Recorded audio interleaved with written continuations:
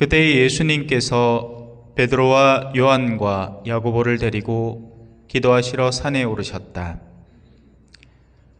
예수님께서 기도하시는데 그 얼굴 모습이 달라지고 의복은 하얗게 번쩍였다.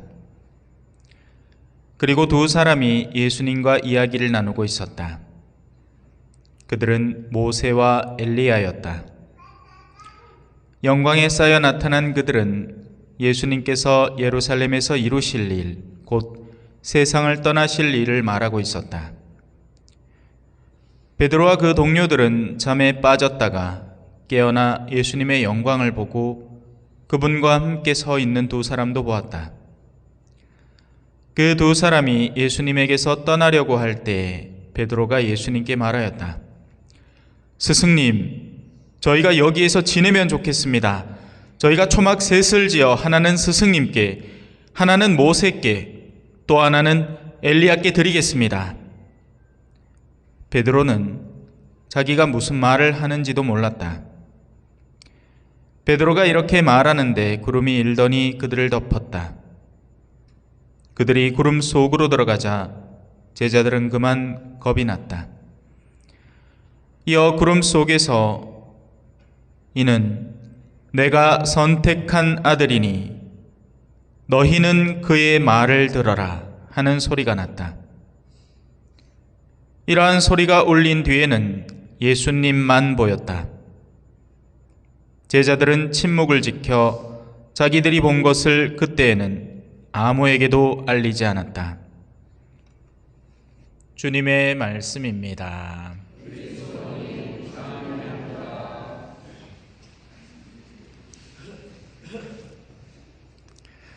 찬미 예수님,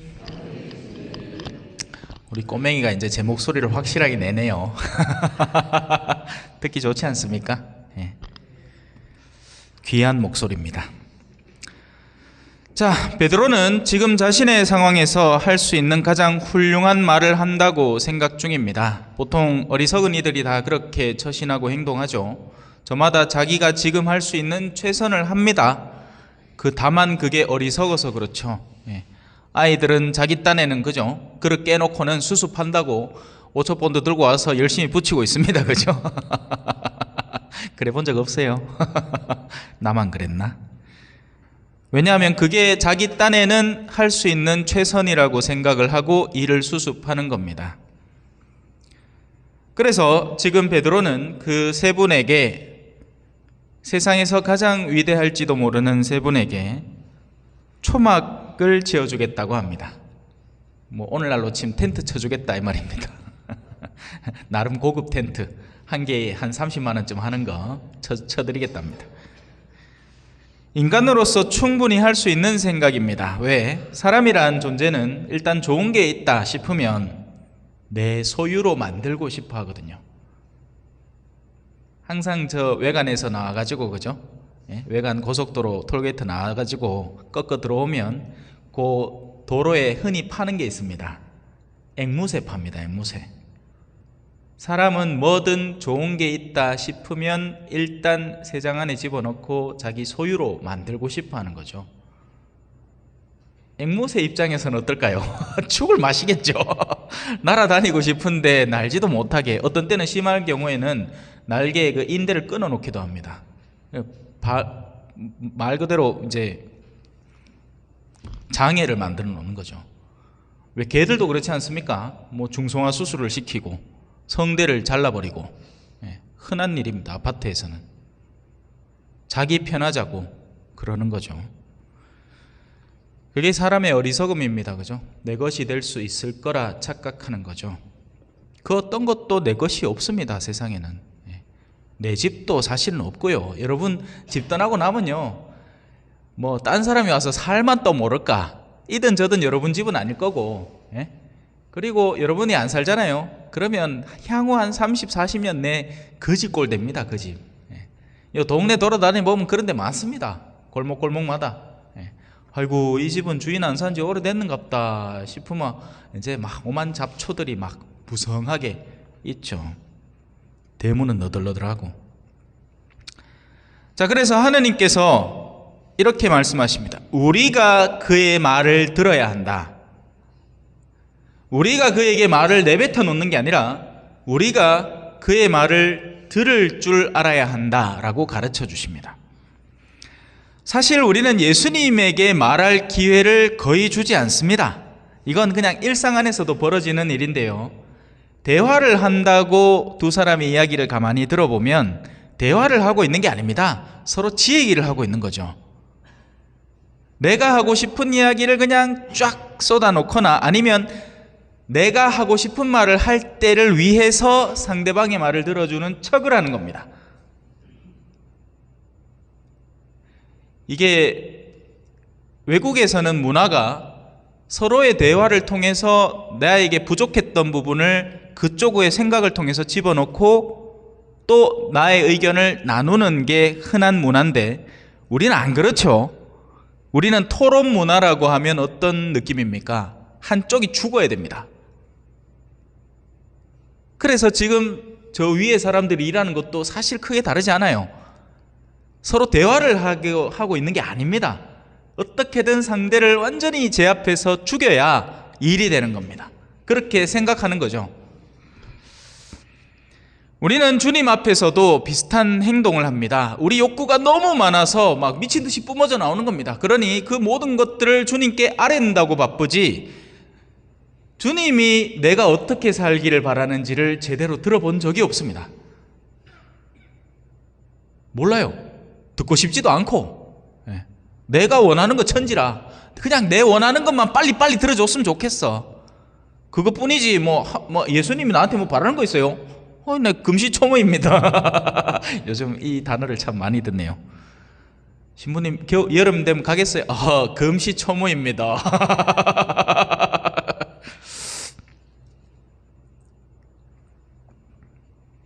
그러다 보니 자기 안에 고유한 생각을 가지고 있는 사람을 만나는 것도 정말 드문 일이 됐습니다. 여러분 최근 들어서 한 말을 한번 스스로 검토해 보십시오. 여러분들이 생각해서 한 말이 얼마나 됩니까? 거의 대부분 예전에 들었던 말이나 지금 뉴스에서 나오는 말이나 이걸 그냥 앵무새처럼 반복하는 것뿐입니다. 이 앵무새 아까도 잠깐 앵무새 얘기를 했지만 앵무새 참 신기합니다. 사람 말을 그대로 흉내내요. 그래서 제가 일하던 남미에는 저보다 스페인어 잘하는 앵무새가 있었습니다. 말을 얼마나 잘하는지 똑똑하더라고요. 어떻게 살아야 할까? 정말 여러분의 고유한 생각으로 제대로 성찰하고 고민해 본 적 있습니까? 아닐걸요. 거의 대부분 그저 남들이 다 가는 방향, 남들이 다 가는 길로 열심히 일하고 열심히 돈 벌어서 남 부끄럽지 않게 살아야 한다, 성공해야 한다, 이것뿐이잖아요. 다만 뭐가 열심한 것인지, 뭐가 남 부끄럽지 않은 건지, 무엇이 진정한 성공인지 고민을 잘 안 합니다.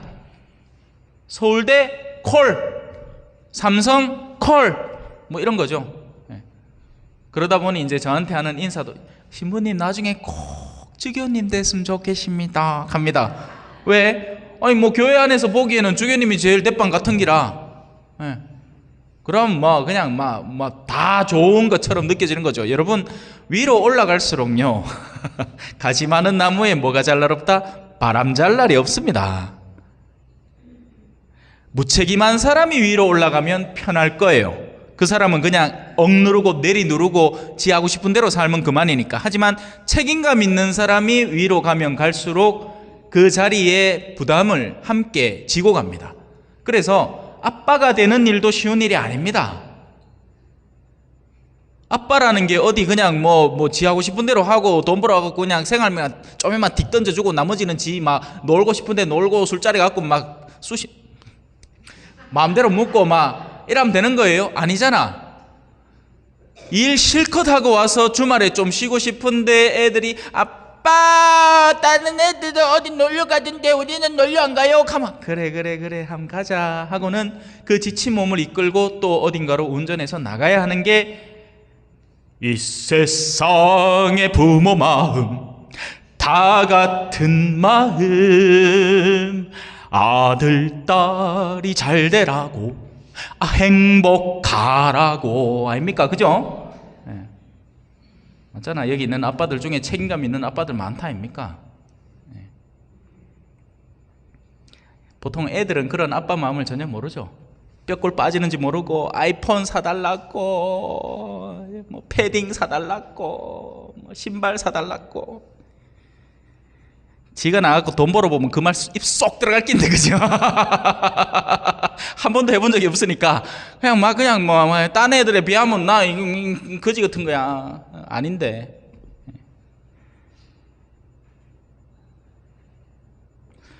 자, 여기서 한 걸음 더 나아가서 도대체 왜 우리는 신앙생활을 하는 겁니까?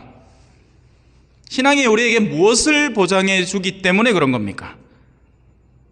과연 우리가 추구하는 신앙이 우리를 어디로 이끌고 가는지, 그리고 거기에 가닿기 위해서는 어떻게 해야 하는지 진정으로 고민하고 살아갈까요? 아닌 경우가 너무나 많습니다. 그냥 습성에 젖은 신앙, 나를 편안하게 방해하지만 않는 수준의 신앙을 살아갈 뿐입니다. 그러니 뭔가 봉사직의 자리가 오든지 뭔가 나를 성가시고 귀찮게 하면 신앙도 없는 거예요. 코로나가 좋은 기회였죠. 신앙을 저버리기에. 미사 나오지 말라 하니까 이보다 좋은 일이 어디 있어, 그죠? 지금까지 너무 오기 싫었는데 오지 말래. 예, 이참에 냉담하자. 오기 싫었던 겁니다. 싫은 거예요. 왜 가? 거기를 오지 말라는데 잘 됐지. 더 안 가야지. 예.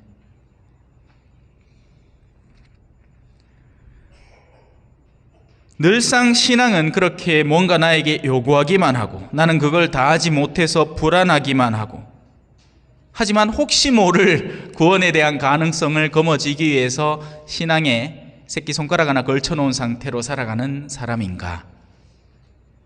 제대로 반성해 봐야 되는 겁니다. 내가 갖고 있는 신앙은 도대체 나를 어디로 데리고 가나? 나는 무엇을 위해서 이걸 하고 있나? 차라리 발 닦고 집에서 잠이나 자지. 기왕 하는 거라면 왜 해야 하고 어떻게 하는 게 더 바람직하고 잘하는 것인가? 잘 고민 안 합니다.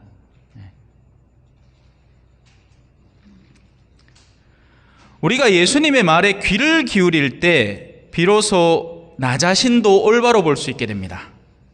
원래 거울이라는 것은 가장 맑게 깨끗할 때 나를 올바로 비춰내잖아요. 우리는 흔히 다른 사람의 의견에 귀를 기울이고 살아갑니다. 그러다 보니 마음이 불안하죠. 왜? 내가 아닌 것 같으니까. 나 마지노 요셉 사제는 이런 나의 모습이 난데 이걸로 더하지도 덜하지도 않고 충분하고, 다만 하느님을 위해서 좀 더 애를 쓰고 그분을 세상에 퍼뜨릴 수 있는 기회가 있을 때 적극적으로 잡을 수 있다면 그것으로 나는 한 계단을 더 올라가는 것뿐인데, 예를 들어서 만약에 어떤 신부님이 막 야, 네 정도 나이 되면 이제 골프도 좀 치고 어른들하고 좀 만나가 술도 한잔하고 뭐 이렇게 사. 그런 얘기 들으면 내가 지금 잘못 살고 있나? 내가 이럴 때가 아닌가? 내가 교회 내에 뭐 어떤 권력 이합 집산을 위해서 다름질해야 될 때인가? 착각하기 시작하겠죠. 그러면 그 순간 나의 평화가 어떻게 돼? 산산조각 납니다. 불안해지죠. 내가 뭔가 잘못 사는 것 같구나. 아니에요. 아닙니다. 아니라고요. 저는 하느님께서 뜻이 있어서 이 본당에 보내셨고, 정해진 기간 거기에서 너에게 주는 것을 받아 먹고 살아라.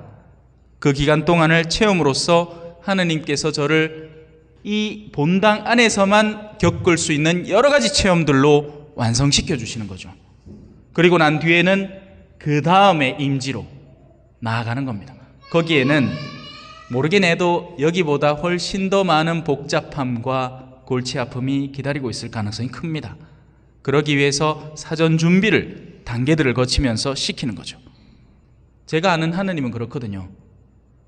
항상 더 좋은 것을 주시는데, 사람이 왜 건강을 얻기 위해서도 그 좋음을 누리려면 어떻게 해야 돼요? 운동을 해야 되죠. 운동이 쉬운 일입니까? 힘든 일입니까? 힘든 일이에요. 운동은 힘든 일이라고요. 다만 그 힘듦을 통해서 내가 더 자유로울 수 있는 건강을 회복하는 거죠. 뭔가 뛰라 했을 때 머리 허해지지, 막 눈앞이 허해지지 않고 열심히 뛰어갈 수 있는 체력을 준비하기 위해서 운동을 해야 되는 겁니다. 하느님은 우리를, 여러분들을 여러분 원래의 모습으로 가장 완성시키고 싶은 분입니다. 하느님은 여러분을 세상에 보낼 때 디자인했던 뜻이 있단 말이에요. 왜 이 영혼이 이런 특성을 지니는가? 왜 이 영혼은 외향적이고, 왜 이 영혼은 내성적이며, 왜 이 영혼은 예체능계의 두각을 드러내고, 왜 이 영혼은 계산에 빠른가 하는 것은 당신이 원래 계획하고 의도한 것으로 그들을 쓰기 위해 함입니다. 그래서 누가 우리를 가장 올바로 완성시켜 줄 수 있는가? 그건 서울대가 아니라 하느님이라는 분에게 나를 온전히 맡길 때 이루어지는 일이란 말이에요. 그래서 하느님의 목소리에 올바로 귀를 기울일 때, 그분이 귀를 기울이라고 명령하시는 그분의 아들의 목소리에 올바로 귀를 기울일 때 가장 나다운 모습이 될 수 있는 겁니다. 불안할 필요도 없고 하루하루 소박한 기쁨에 즐거워하면서 그때그때 다가오는 운동기구들을 들고 열심히 운동을 해야죠. 영원히 운동을 한다는 건 싫은 일을 마주한다는 이야기예요. 싫은 일을 마주해야 영혼이 성장을 하죠. 자기 좋은 일만 하고 있으면 영혼이 도리어 어린애가 됩니다. 그러면 그런 사람이 나중에 어른이 되잖아요. 집비 몰라! 며느리가 아버님 이거 한번 드셔보세요 하고 막 부엌에서 정성껏 준비해갖고 막 3시간 푹 끓여갖고 가는데 몇 점 먹어보디만 마음에 안 든다고 몬테 빠지가. 바로 사도는 필립비서에서 이렇게 말합니다. 내가 이미 여러분에게 자주 말하였고 지금도 눈물을 흘리며 말하는데 많은 사람이 그리스도의 십자가의 원수로 살아가고 있습니다. 십자가를 너무 싫어해요. 사람들이 봉사하고 희생하는 삶의 가치를 전혀 이해하지 못하고 자신의 이기성과 탐욕과 재산을 늘리고 증식시키는 데만 미친 듯이 달려든단 말입니다. 그러니 다들 십자가의 원수가 되어 있습니다. 그들의 끝은 멸망입니다. 그들은 자기네 배를 하느님으로, 아이고 배님 오늘은 뭘 집어넣어 드릴까요? 어떤 쾌락을 선물해 드릴까요 배님? 술을 좀 해부드릴까? 오늘은 맛있는 걸 먹으러 가드릴까? 막 거기에 막 미친 듯이 막 혈안이 되어 살아가는 겁니다. 우리 초전에 계신 분들은 저 새불고기 식당 잘 안 가잖아요, 그죠? 맛없다고. 나는 참 맛있던데. 나는 요 뒤에 이모 쌈밥집도 맛있고요. 지난번에 했잖아, 그죠? 저 누르돼지국밥도 맛있고 뭐 가는 데마다 다 맛있었죠.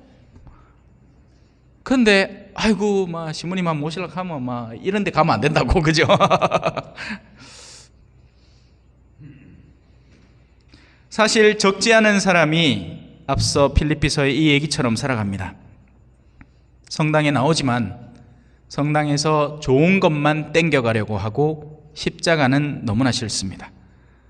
그래서 언제든지 자신의 배를 불려줄 수 있는 주인이 있다면 기꺼이 그에게 내가 가진 영혼의 자유도 내던져버릴 각오로 사는 사람이 적지 않습니다.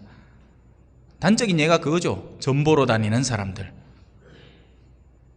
세상 사람이 전보는 건 상관이 없어요. 알아서 알아 하세요. 지 하고 싶은 거 알아 해서. 근데 신자라는 사람이 빤스에 부적을 붙이고 댕기? 지정시입니까? 이건 일계명을 거슬러도 심하게 거슬리는 겁니다. 뭐 어디 사람을 죽여야지 중죄를 범하는 게 아니라 계명의 가장 으뜸인 한 분이신 하느님을 섬기라는 걸 거뜬히 물리치고 있잖아요. 엄청 조심해야 됩니다. 결국 그 끝은 어디로 갈까요? 멸망일 뿐입니다. 멸망밖에 없습니다. 그들이 추구하던 것이 세속의 쾌락이고 먼지로 왔어요. 우리 세수일 시작하면서 배웠잖아요, 그죠? 사람아 너는 먼지에서 왔으니 먼지로 돌아감을 기억하여라 했는데 그 먼지를 붙들고 이거야말로 가장 나에게 소중한 가치다 했으니 훗날 어디로 가겠어요? 그 먼지가 가는 곳으로 자기도 따라가는 겁니다. 이제라도 늦지 않았습니다. 맞다 하네. 맞다 시부님. 이제라도 하느님의 말씀을, 하느님의 아들의 말씀을 귀 기울여 들을 줄 알아야 합니다. 그냥 듣고 흘리는 게 아니라 그 말씀이 우리에게 무엇을 의미하는지 새겨 듣고 또 실행해야 합니다. 그러면 우리의 끝은 멸망이 아니라 영원한 삶이 될 것입니다. 잠시 묵상하시겠습니다.